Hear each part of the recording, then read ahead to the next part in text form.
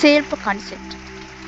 Self কনসেপ্টের মাধ্যমে আমরা যে কোনো কিছু আমাদের লাইফে অ্যাট্রাক্ট করতে পারি। ইয়েস, যে কোনো কিছু, রিলেশনশিপ হোক, মানি হোক, জব হোক, কেরিয়ার হোক, হেলথ হোক, যে কোনো কিছু আমরা অ্যাট্রাক্ট করতে পারি শুধুমাত্র আমাদের সেলফ কনসেপ্ট চেঞ্জ করে।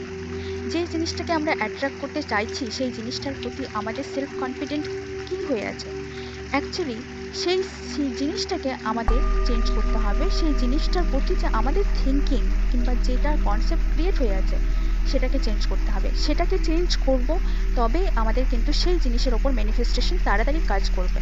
আমরা যদি self concept clear and clean ওই ব্যাপারে না করি কিংবা হাই না করি কিংবা সেই জিনিসের ব্যাপারে কনসেপ্ট ঠিক না করি, তাহলে কিন্তু সেই জিনিসটা আমাদের কাছে আসে না। এই জন্য আমাদের ম্যানিফেস্টেশন হয় না, ঠিক আছে? তাই বলে এটা না যে কাজ করে না, কাজ অলওয়েজ ওয়ার্ক করে, সেটা পজিটিভ হোক নেগেটিভ হোক, কাজ তো করে।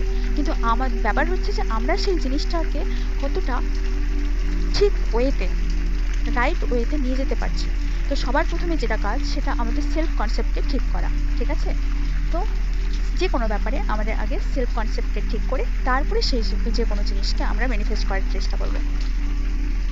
সেলফ কনসেপ্টের ওপর যদি ডিটেলসে ভিডিও দেখতে চান কিংবা আরও ডিটেলসে জানতে চান যে কী করে চেঞ্জ করব, কী করে কাজ করে, তো আমার চ্যানেলে সেলফ কনসেপ্টের ওপরে ডিটেলসে ভিডিও দেওয়া আছে, দেখতে পারেন।